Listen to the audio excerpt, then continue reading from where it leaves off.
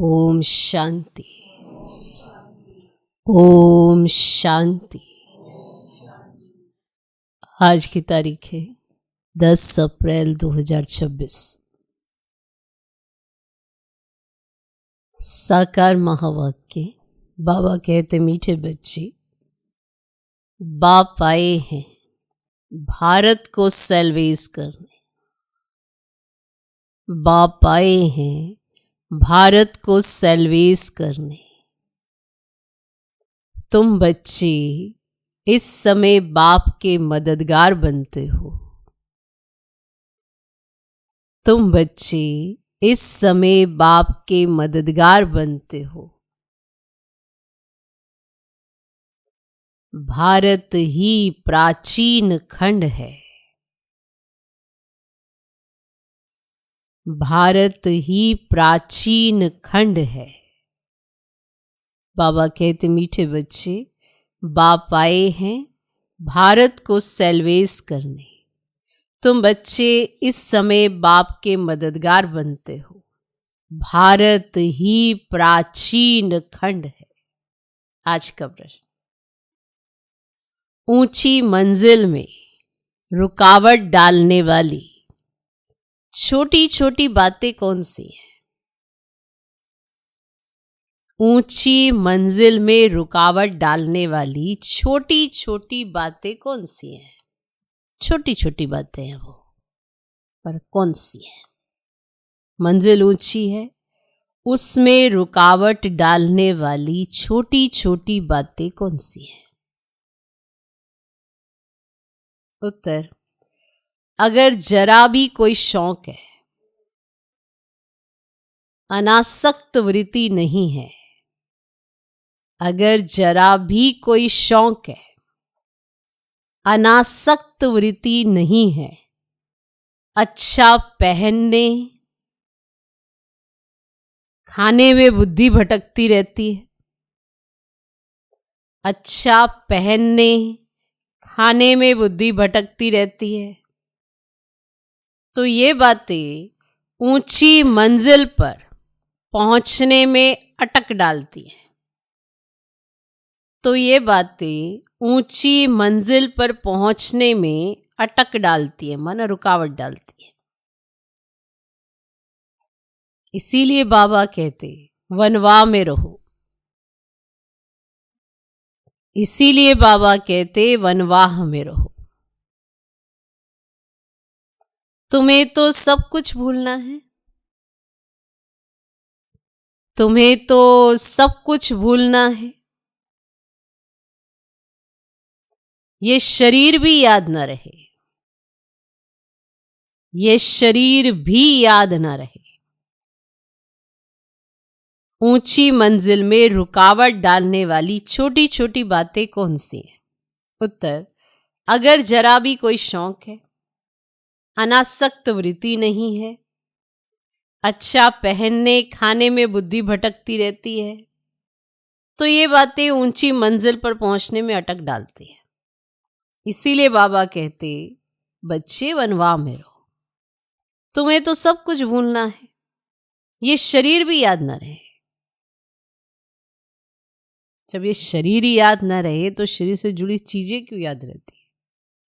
क्योंकि बार बार तो आत्मा भूल जाते हैं, देह याद रहती है और देह से जुड़ी चीजें ही याद रहती हैं। तो अगर वनवाह में समझेंगे तो बहुत साधारण जीवन जिएंगे और ऊंची मंजिल की तरफ ध्यान रखेंगे। फिर ये जो छोटी छोटी बातें हैं, ये रुकावट नहीं डालेंगी। ओम शांति। बच्चों को ये समझाया है कि ये भारत ही अविनाशी खंड है और इसका असल नाम है ही भारत खंड। हिंदुस्तान नाम तो बाद में पड़ा है। भारत को कहा जाता है स्पिरिचुअल खंड। ये प्राचीन खंड है।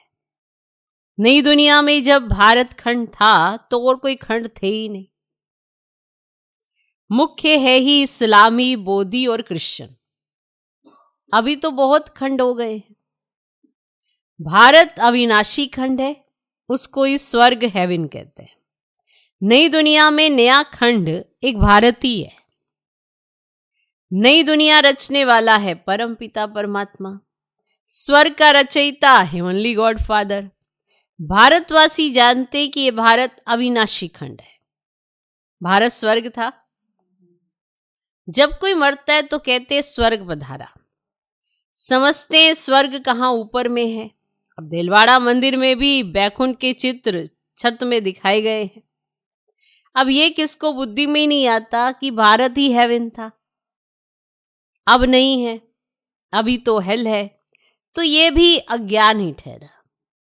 तो ज्ञान और अज्ञान दो चीजें होती हैं।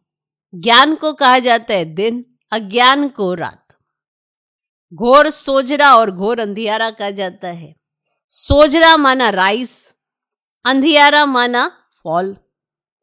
मनुष्य सूर्य का फॉल देखने के लिए सनसेट पर जाते हैं ना। अब वह तो है हद की बात। अब इसके लिए कहा जाता है ब्रह्मा का दिन, ब्रह्मा की रात। अब ब्रह्मा तो है प्रजापिता, तो जरूर प्रजा का पिता हुआ। ज्ञान अंजन सतगुरु दिया, अज्ञान अंधेर विनाश। तो ये बातें दुनिया में कोई भी नहीं समझते हैं। अब यह है नई दुनिया के लिए नई नॉलेज। हेवन के लिए हेवनली गॉड फादर की नॉलेज चाहिए। गाते भी हैं फादर इज नॉलेजफुल, तो टीचर हो गया। फादर को कहा ही जाता है पतित पावन, और कोई को पतित पावन कह ही नहीं सकते, तो श्री कृष्ण को भी नहीं कह सकते। अब फादर तो सबका एक ही है। अब श्री कृष्ण तो सबका फादर है ही नहीं। वह तो जब बड़ा हो, अब श्री कृष्ण को तो फादर नहीं कह सकते। अब फादर तो सबका एक ही है, श्री कृष्ण तो सबका फादर है नहीं। वह तो जब बड़ा हो, शादी करे, तब एक दो बच्चे का बाप बनेगा। राधे कृष्ण को प्रिंस प्रिंसेस कहा जाता है। कभी स्वयंवर भी हुआ होगा। अब शादी के बाद ही माँ बाप बन सकते हैं। उनको कभी कोई वर्ल्ड गॉड फादर कह ही नहीं सकते। वर्ल्ड गॉड फादर सिर्फ एक ही निराकार बाप को कहा जाता है। Great great grand father Shiv Baba को नहीं कह सकते। ग्रेट ग्रेट ग्रैंड फादर है प्रजापिता ब्रह्मा, उनसे बिरादरी निकलती है। तो वे इनकॉर्पोरियल गॉड फादर, निराकार आत्माओं का बाप। निराकारी आत्माएं जब यहां शरीर में हैं तब भक्ति मार्ग में पुकारते हैं।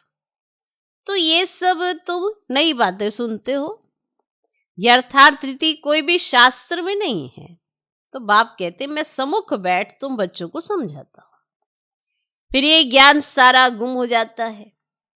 फिर जब बाप आए तब आकर यथार्थ ज्ञान सुनाए। बच्चों को ही सम्मुख समझा कर वर्षा देते हैं। फिर बाद में शास्त्र बनते हैं। अब यथार्थ तो बन ना सके, क्योंकि सच की दुनिया ही खत्म हो, झूठ खंड हो जाता है। झूठी चीज ही होगी, क्योंकि उतरती कला ही होती है। अब अभी तो झूठी ही चीजें हैं, और वहां पर सब सच है, झूठी चीज ही नहीं होती। तो सच से तो चढ़ती कला होती है, और भक्ति है रात अंधियारे में ठोकरें खानी पड़ती हैं, माथा टेकते रहते हैं। ऐसा घोर अंधियारा है, और मनुष्यों को तो कुछ भी पता ही नहीं रहता है। दर दर धक्के खाते रहते हैं। इस सूर्य का भी राइज और फॉल होता है, जो बच्चे जाकर देखते हैं। अब तो तुम बच्चों को ज्ञान सूर्य का उदय हो देखना है। Rise of Bharat, down fall of Bharat. तो भारत ऐसे डूबता है जैसे सूर्य डूबता है। सत्यनारायण की कथा में दिखाते हैं कि भारत का बेड़ा नीचे चला जाता है, फिर बाप आकर उनको सेल्वेस करते हैं। तुम इस भारत को फिर से सेल्वेस करते हो। तो ये तुम बच्चे ही जानते हो, और तुम निमंत्रण भी देते हो। नव निर्माण प्रदर्शनी भी नाम ठीक है। नई दुनिया कैसे स्थापन होती है उसकी प्रदर्शनी अब चित्रों द्वारा समझानी दी जाती है, तो वही नाम चला है तो अच्छा है। अब नई दुनिया कैसे स्थापन होती है, वह राइज कैसे होती है, ये तुम दिखाते हो। तो जरूर पुरानी दुनिया फाल होती है, तब दिखाते हैं ना कि राइज कैसे होता है। तो ये भी एक स्टोरी है, राज्य लेना और गवाना। तो 5000 वर्ष पहले क्या था? कहेंगे सूर्यवंशियों का राज्य था, और फिर चंद्रवंशी राज्य स्थापन हुआ। तो वे तो एक दो से राज्य लेते हैं, अब दिखाते फलाने से राज्य लिया। तो वह कोई सीढ़ी नहीं समझते, ये तो वापस समझाते कि तुम गोल्डन एज से सिल्वर एज में गए और सीढ़ी उतरते आए। तो ये 84 जन्मों की सीढ़ी है। तो सीढ़ी उतरनी होती है, फिर चढ़नी भी होती है। डाउनफॉल का भी राज समझाना होता है। तो भारत का डाउनफॉल कितना समय, राइज कितना समय, फॉल एंड राइज ऑफ भारतवासी। क्लियर? समझ में आया कैसे ऊपर चढ़ता है, कैसे नीचे उतरता है? तो होते कौन है डाउन और फॉल? भारतवासी। तो विचार सागर मंथन करना होता है, और मनुष्य को टेम्पटेशन में कैसे लाए, और फिर निमंत्रण भी देना है। बहनों और भाइयों, भाइयों और बहनों, आकर समझो। तो बाप की महिमा तो पहले बतानी है, और शिव बाबा की महिमा का ना एक बोर्ड होना चाहिए। पतित पावन ज्ञान का सागर, पवित्रता, सुख शांति का सागर, संपत्ति का सागर, सर्व का सद्गति दाता, जगत पिता, जगत शिक्षक, जगत गुरु। तो शिव बाबा से आकर अपना सूर्यवंशी चंद्रवंशी वर्षा लो, तो मनुष्यों को बाप का पता पड़े। ऐसे ना बोर्ड होना चाहिए। तो बाप की और श्री कृष्ण की महिमा अलग अलग है, और यह तुम बच्चों की बुद्धि में बैठा हुआ है। तो सर्विसेबल बच्चे जो है वे सारा दिन दौड़ा दौड़ी करते रहते हैं। कभी इधर जाके सर्विस करेंगे, कभी उधर जाके सर्विस करेंगे, वो सारा दिन दौड़ा दौड़ी करते रहते हैं। अपनी लौकिक सर्विस होते भी छुट्टी ले सर्विस में लग जाते हैं। लौकिक सर्विस है, पर वहां से वो छुट्टी लेंगे और सर्विस में लग जाते हैं। तो ये है ही ईश्वरीय गवर्नमेंट। खास बच्चियां अगर ऐसी सर्विस में लग जाए तो बहुत नाम निकाल सकती है। सर्विसेबल बच्चों की पालना तो अच्छी रीति होती ही रहती है, क्योंकि शिव बाबा का भंडारा भरपूर है। जिस भंडारे से खाया वह भंडारा भरपूर, काल कंटक दूर।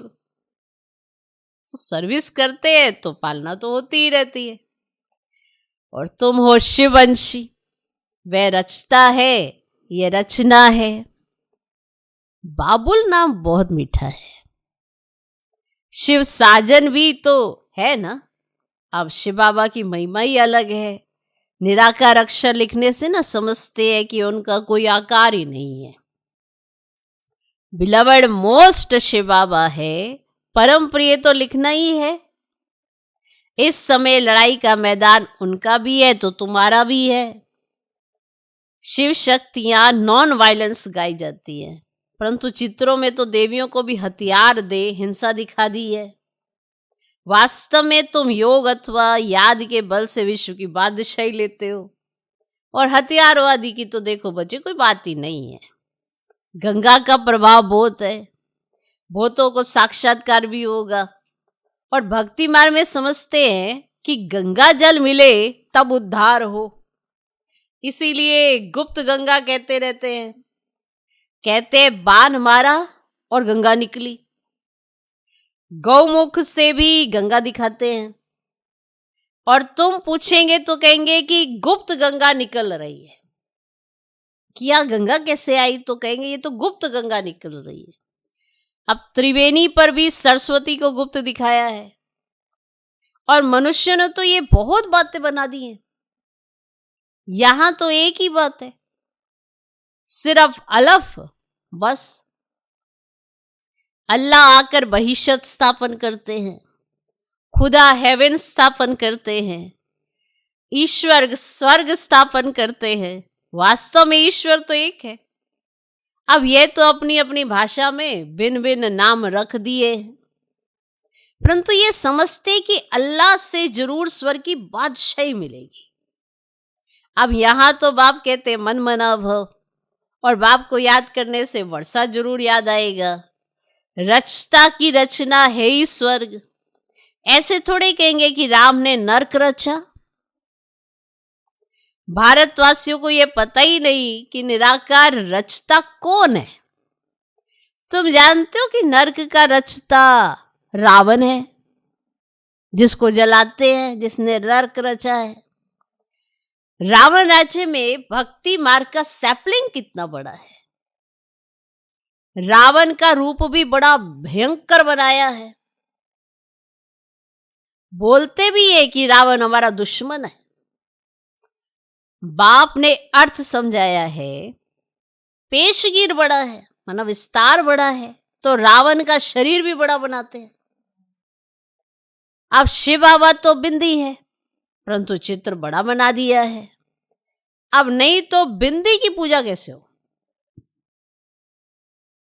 बिंदी की पूजा कैसे हो? अब पुजारी तो बनना है ना। तो आत्मा के लिए तो कहते हैं भृगुटी के बीच में चमकता है अजब सितारा, और फिर कहते हैं आत्मा सो परमात्मा, और फिर क्या कहते, 1000 सूर्य से ज्यादा तेज कैसे होगा? आत्मा का वर्णन तो करते हैं परंतु समझते नहीं। अगर परमात्मा 1000 सूर्य से तेज हो, अगर परमात्मा 1000 सूर्य से तेज हो, तो हर एक में प्रवेश कैसे करे? कितनी अयथार्थ बातें हैं जो सुनकर क्या बन पड़े हैं। कहते आत्मा सो परमात्मा, तो बाप का रूप भी तो ऐसा ही होगा ना, परंतु पूजा के लिए बड़ा बनाया है। अब पत्थर के कितने बड़े बड़े चित्र बनाते हैं। जैसे गुफा में बड़े बड़े पांडव दिखाए हैं, जानते कुछ भी नहीं। अभी भी किसी का स्टैचू बनाते हैं तो जितना उसका साइज होता है उतना बनाते, उसको बड़ा बना देते हैं। इतना बड़ा चित्र बनाते हैं, इतना बड़ी मूर्ति बनाते हैं। तो जैसे गुफा में बड़े बड़े पांडव दिखाए हैं, जानते कुछ भी नहीं। अब ये है पढ़ाई, धंधा और पढ़ाई अलग अलग है। बाबा पढ़ाते भी हैं और धंधा भी सिखाते हैं।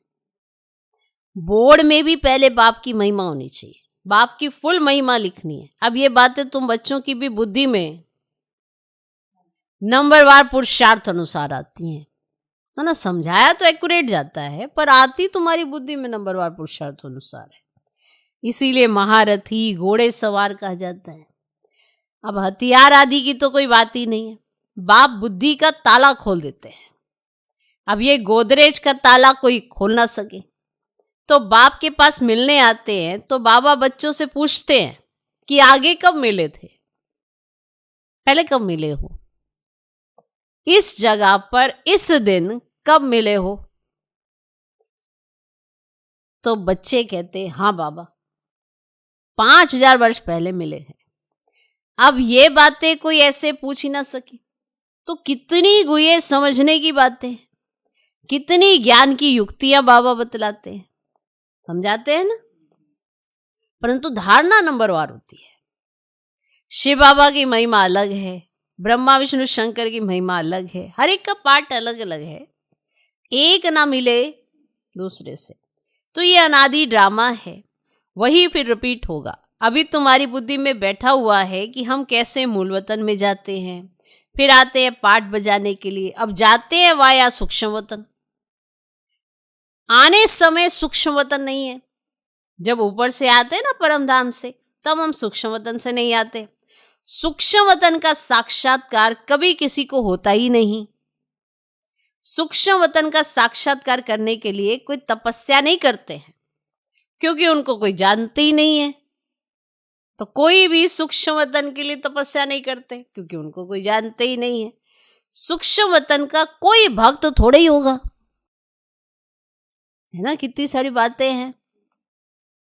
सूक्ष्म वतन अभी रचते हैं, वाया सूक्ष्म वतन जाए, फिर नई दुनिया में आएंगे। इस समय तुम वहां आते जाते रहते हो।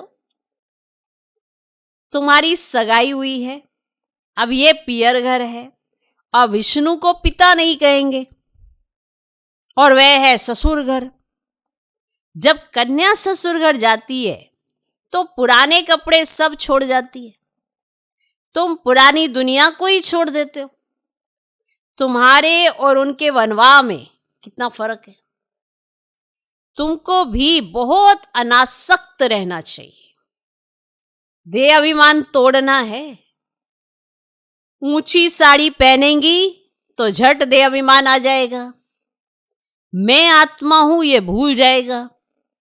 इस समय तुम हो ही वनवा में। वनवा और वानप्रस्थ एक ही बात है। शरीर ही छोड़ना है तो साड़ी नहीं छोड़ेंगी क्या? ऊंची साड़ी पहनेंगी। हल्की साड़ी मिलती है तो दिल ही छोटी हो जाती है। उसकी तो इतनी अच्छी साड़ी और मेरे को मिली हल्की साड़ी तो दिल ही छोटी हो जाती। इसमें तो खुशी होनी चाहिए। अच्छा हुआ जो हल्का वस्त्र मिला। अच्छी चीज को तो संभालना पड़ता है। ये पहनने खाने की छोटी छोटी बातें भी ऊंची मंजिल पर पहुंचने में अटक डालती हैं। मंजिल बहुत बड़ी है। कथा में भी सुनाते हैं ना कि पति को कहा ये लाठी भी छोड़ दो, तो बाप कहते ये पुराना कपड़ा, पुरानी दुनिया सब खलास होनी है, इसलिए इस पुरानी दुनिया से बुद्धि योग तोड़ना है। इसको बेहद का सन्यास कहा जाता है। अब सन्यासियों ने तो हद का सन्यास किया है। अब तो फिर वे अंदर आ गए हैं। अब सन्यास करके वो बाहर गए थे, अब सन्यास करके फिर अंदर आ गए। आगे तो उन्होंने बहुत ताकत थी। उतरने वालों की महिमा क्या हो सकती है? उतर रहे ना नीचे, तो नई नई आत्माएं भी पिछाड़ी तक आती रहती है पाठ बजाने। उनमें क्या ताकत होगी? तुम तो पूरे 84 जन्म लेते हो। तो ये सब समझने के लिए कितनी अच्छी बुद्धि चाहिए। सर्विसेबल बच्चे सर्विस में उछलते रहेंगे। ज्ञान सागर के बच्चे ऐसे भाषण करें जैसे बाबा उछलता है। इसमें फंक नहीं होना है। अच्छा, मीठे मीठे सिकिलधे बच्चों प्रति माता पिता बाप दादा का याद प्यार और गुड मॉर्निंग। रूहानी बाप की रूहानी बच्चों को नमस्ते। हम रूहानी बच्चों की भी रूहानी बाप को नमस्ते नमस्ते नमस्ते। Good morning good morning good morning. धारणा के लिए मुख्य सर पहला पॉइंट,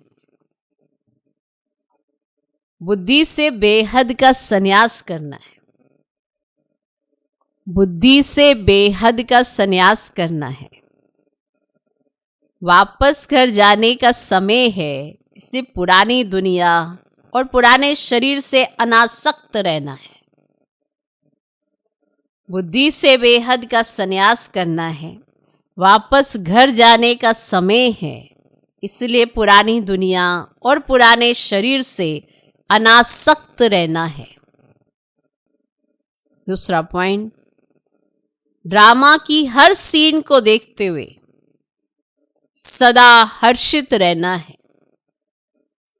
ड्रामा की हर सीन को देखते हुए सदा हर्षित रहना है। बुद्धि से बेहद का संन्यास करना है। वापस घर जाने का समय है, इसलिए पुरानी दुनिया और पुराने शरीर से अनासक्त रहना है। दूसरा पॉइंट, ड्रामा की हर सीन को देखते हुए सदा हर्षित रहना है। आज का वरदान, बाप दादा को अपना साथी समझकर डबल फोर्स से कार्य करने वाले सहज योगी भव। बाप दादा को अपना साथी समझकर डबल फोर्स से कार्य करने वाले सहज योगी भव। कोई भी कार्य करते बाप दादा को अपना साथी बना लो तो डबल फोर्स से कार्य होगा और स्मृति भी बहुत सहज रहेगी, क्योंकि जो सदा साथ रहता है उसकी याद स्वतः बनी रहती है। तो ऐसे साथी रहने से व बुद्धि द्वारा निरंतर सत्य का संग करने से सहज योगी बन जाएंगे और पावरफुल संग होने के कारण हर कर्तव्य में आपका डबल फोर्स रहेगा। हर कर्तव्य में आपका डबल फोर्स रहेगा, जिससे हर कार्य में सफलता की अनुभूति होगी, क्योंकि आपके साथ कौन है इसकी स्मृति आपको रहेगी। तो आपका कार्य भी डबल फोर्स से हो जाएगा। आज का स्लोगन, महारथी वह है जो कभी माया के प्रभाव में परवश ना हो। महारथी वह है जो कभी माया के प्रभाव में परवश ना हो। यह अव्यक्त इशारे महान बनने के लिए मधुरता और नम्रता का गुण धारण करो। मधुरता ही ब्राह्मण जीवन की महानता है। जहां मधुरता है वहां पवित्रता है। बिना पवित्रता के मधुरता आ ही नहीं सकती। जितना बुद्धि में नशा हो उतना ही कर्म में नम्रता और बोल में मधुरता हो। ऐसे नशे में रहने से कभी नुकसान नहीं होगा। सिद्धि को पाने वाले स्वयं को नम्रचित, निर्माण, हर बात में अपने आप को गुणग्राहक और मधुरता संपन्न बनाएंगे। ओम शांति।